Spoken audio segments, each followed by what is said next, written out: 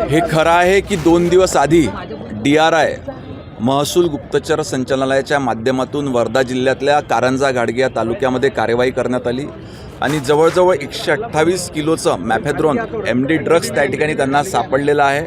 हा परिसर स्थानिक पोलिसांच्या सहयोगाने त्या ठिकाणी सील देखील करण्यात आलेला आहे आणि आरोपींना त्या ठिकाणी अटक देखील करण्यात आलेली आणि पुढची कार्यवाही सुरू आहे। नाही, आज विविध अनुषंगाने आपण बघतोय की केंद्र सरकारचा गृह विभाग असो किंवा राज्य सरकारचा गृह विभाग असो, ज्या ज्या ठिकाणी या पद्धतीचं अवैध ड्रग असो किंवा मानवी शरीर तस्करी असो, याबद्दल मोठ्या प्रमाणात कार्यवाह्या सुरू आहे।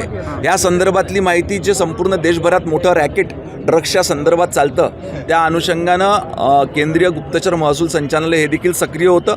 त्यांना काही इनपुट्स मिळाले होते, त्या अनुषंगाने त्यांनी त्या ठिकाणी कार्यवाही केलेली आहे आणि ह्या कार्यवाहीला राज्य सरकार आणि त्याचबरोबर जिल्हा पोलीस प्रशासन संपूर्ण सहकार्य करत आहे। ह्या संदर्भातली अधिक माहिती घेण्याकरता आम्ही स्वतः आता दुपारनंतर वर्धाला त्या ठिकाणी जातो आहे आणि पूर्ण माहिती प्रकरणाची घेतो आहे। नाही, महाराष्ट्र नंबर 1 वर क्राईममध्ये नाही आहे। मला असं वाटते आता लोकांमध्ये जागृती निर्माण झाली आहे आणि कुठेतरी पोलीस प्रशासनावर, सरकारवर विश्वास निर्माण झाला आहे की होणारे गुन्हे आपण जर का प्रशासनाकडे, सरकारकडे सांगितले तर त्याच्यामध्ये आपल्याला न्याय मिळेल आणि प्रकरण उघडकीस येऊन त्या ठिकाणी दोषींवर कारवाई होईल।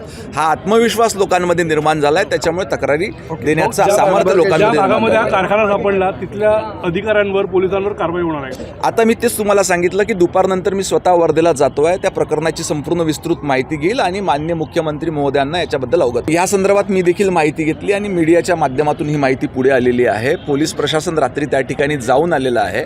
एक कुटुंब आहे की ज्यांना असं म्हटलं जातं की 10 ते 12 ते मुलं मुली आहेत।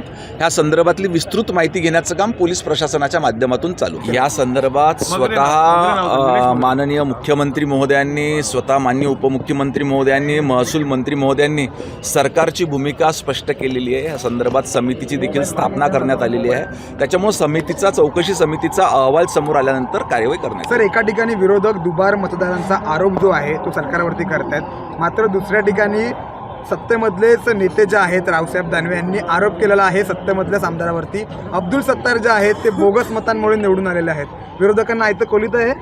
नाही, ह्या संदर्भात त्या दोघांचे काही आपसी मतभेद त्या ठिकाणी राहू शकतात, परंतु महायुती अबाधित आहे आणि अतिशय चांगल्या पद्धतीनं महाराष्ट्रामध्ये महायुती सरकार काम करते आहे। नाही, पण याचा जो कार्यकर्त्यांवरती इफेक्ट पडतो की नेत्यांमध्येच भांडण आहे, कधी कधी स्थानिक पातळीवर असलेल्या वादांमुळे असा वाद काही ठिकाणी निर्माण होतो, परंतु वरिष्ठ नेते त्याच्यामध्ये मध्यस्थी करतात आणि हे वाद सुटत जातात।